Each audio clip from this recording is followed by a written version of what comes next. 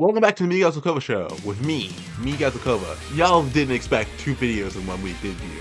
Hey, I'm pulling out surprises, man. Anyway, today we're going to talk about some brand new news on the very next Super Sentai series. The #1 Sentai Gozyuger. The 50th Super Sentai series, even though it's the 49th. Listen, Go Ranger aired in 1975. This show is airing in 2025. That's all you need to understand why it's like the 50th anniversary show, despite being the 49th series overall. This show will start airing on February 16th, 2025. This show being the very first show since Lupin to start airing in February instead of March, which started with Ryu Soldier. This also means that the currently airing series, Bakuwaga Sentai Bunbunjer, will sadly only have 6 episodes left, leading to an episode count of only 48 episodes. Hey, hopefully they lock in, because I really like that series, and I hope they finish strong so we can go to the next series with good feelings. The news that we got yesterday was this beautiful poster for the series. There was a poster that was released earlier from leaks. This poster is much better, especially because I can actually make out what's happening in the image. First, let's talk about the suits themselves. Oh my god, the Gozyuger suits are amazing, man. These are some of the best Sentai suits in a while. Listen, man. I'm not very hard to please with Sentai suits. I like most of them, but these suits are really good. I like how gold they are. I like the finger claws. Kind of reminds me of Gal Ranger, which we'll talk about a little later. But yeah, just everything. Even the animal lineup is really cool. We got red wolf, blue lion, green eagle, yellow dinosaur, and black unicorn, with black being our first female Black Ranger of all time. That's pretty cool, man. But yeah, going back to me mentioning the Gal Ranger part, the main gimmick for the series is rings. Our heroes using this gauntlet-like device on their hands, as you see here, called the Tegasword to transform. The Tegasword will also be the body of our main mechs, which all look really cool as they can be combined with individual weapons for the other 4 Gozyugers to have different forms, alongside with mech rings for their heads. And again, all 5 designs we have so far are really good, actually. Even Red's base mech for the Tegasword looks very decent looking. I might buy these actually.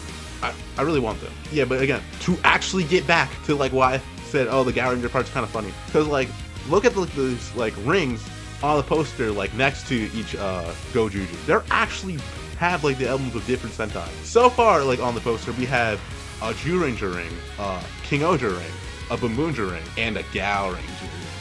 And me watching the show this year actually came in handy, as Gal Ranger is actually one of the few shows that's actually been somewhat confirmed, but probably actually properly make an appearance in the show, as it and Zyuranger mechs, Daijujin and Gao King, will be releasing the DX Robo Universe toy line. As starting with Bunbunjer, that toy line has been kind of used as a way to push crossover elements into the series, with us getting Go-Onger, Tokyuger, and the very next episode of Bunbunjer that will air has a Gokaiger crossover in it, all of them being used to push this DX Robo Universe line. So if Zyuranger and Gal Ranger has one that's releasing during Gozyuger's airing, obviously we'll probably see a Ranger or 2 from that series.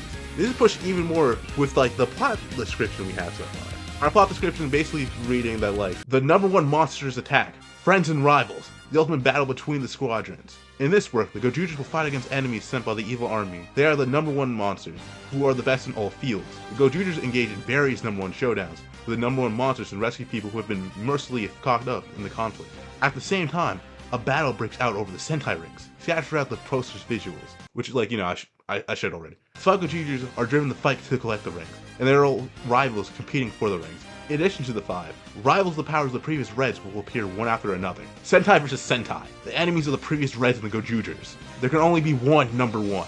This work has a distinctive feature that is decisively different from previous works, the relation of friends and rivals. You will not be able to take your eyes off the various battles that occur every week. Does that sound gas, man?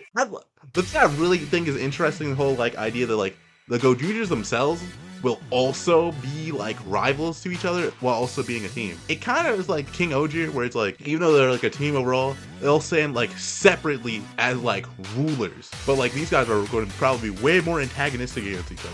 Probably kind of similar to how Rider has a team of riders, but they're still kind of like X8, for example. X8, Brave, Snipe, and Laser, especially by then, are friends, but early on they are fighting each other and going against each other to get the shots and be better riders than each other. I kind of think that's what the Gozyugers dynamic will be so far. And also like the point about like there will also be like rivals with the powers of previous Reds. I think that's also kind of interesting because like that kind of implies it probably won't just be like past team like members showing up at least all the time. I feel like there'll be some of that, but like a lot of these will probably just be like some random guy based off of like let's say Gozyuger or whatever. Like some random guy can turn into Gosei Red or has like powers that like relate them to just Gozyuger in general and like goes against the Gozyugers. Like I wonder like how they're gonna play with it. Like my personal theory like is that a lot of those like rivals will probably be played by previous like members of those teams. Probably not like the characters from their series, but like, you know, people based off of them. That way you can have like, you know, still like references to them without like having to write so-and-so character into the series. Kind of like the AR writers in Kamen Rider Decade, but like with the original actors. You know, in Decades, sometimes the original actors would also be there, but like, you know, mainly the original actors. Unlike Decade. Funny as I mentioned like a lot of Kamen Riders, since like the main writer for the show is like Akiko Inoue, the daughter of Toshiki Inoue, who wrote Avatar Sentai Dawn Brothers, Kamen Rider Kiva, and the hated but not actually that bad second half of Kamen Rider Hibiki. Also that show I admitted to watching only like 10 episodes of in the last video. Akiko Inoue's like work doesn't just include this, but like it's all that I've seen. It's like 12 episodes of Kamen Rider Gachard, which you can see on screen right now.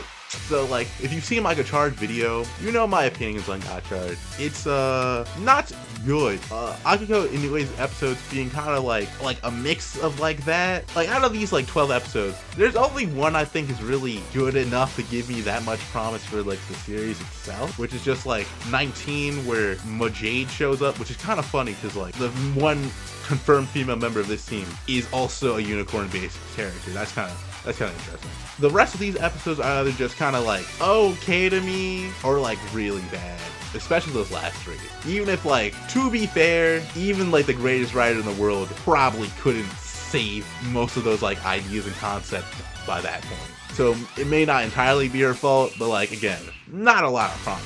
Again, this will probably be different though, because again, like she wrote 12 episodes out of that 50 episode show. So like her writing a show from beginning to end, or like, you know, at least come up with the main concept for it, will be a little different probably. So like, hey, a little cautious, but like I'm gonna give her a chance. I'm gonna let the show impress me, man.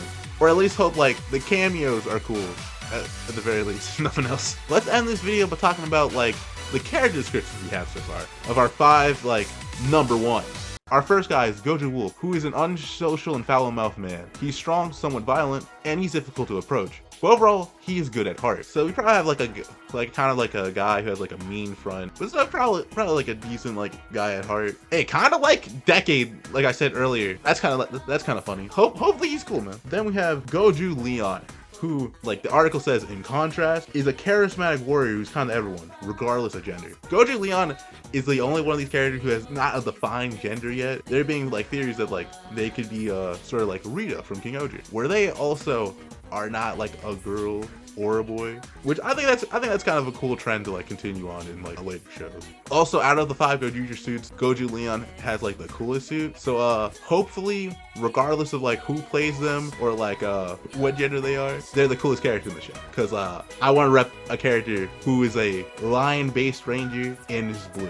Hey man, like my favorite color, my favorite animal, one character. I also like their mech combination the most. Is it because it's blue and gold? Yes. Anyway. Then we have Goju Tyrannosaurus, a naive man who often finds himself in trouble, but he has incredible strength, so there's no need to worry. He's probably gonna be like one of those goofy but like pretty strong type of guys. Sort of like not like, this is not the best example, but like Kyoryu Blue, for example. Like, you know, like he makes all those like old man jokes. Like, you know, when he's in the suits, like he's like a pretty tough guy, you know? Like he'll definitely be sort of like a heart of the team. Like it'll probably be one of the characters that's like easiest to like out of like this group of very opposed people, because again, like they are rivals. Then we have Goju Eagle, who's a fun-loving playboy who takes pride in his agility. He kind of sounds like a mix between Kyoryu Black and Ryu Soul Green. And if you know anything, Kyoryu Black is the best character in Kyoryuji. So if he's anything like him, we might have someone who fights with Blue Spot as like the best character. Even though again, like Blue has a better suit. So hey, if Blue sucks, Green's my second choice for best character in the show, personally. Then we have Goju Unicorn, the first black female member in a Sentai, which I said earlier. Despite her cool personality, she cares deeply for her family, which is, again, is this character just reneged from Kamen Gacha into a Sentai show? Hey, hopefully she's treated a little better.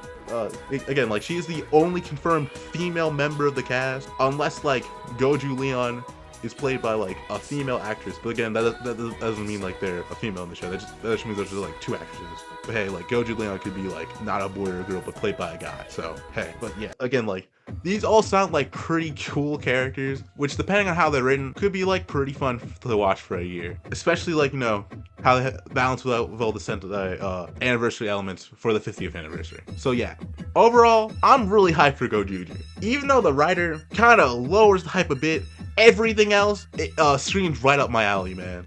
It'll suck to say goodbye to Boom Boomger, because I really like the show. But hey, if this show can be anywhere as good or like, you know, better, which isn't that hard, but hey, I really like Boom Boomger, so that was just me, man. See you in another video where I guess hopefully we'll have more news on this like very promising series.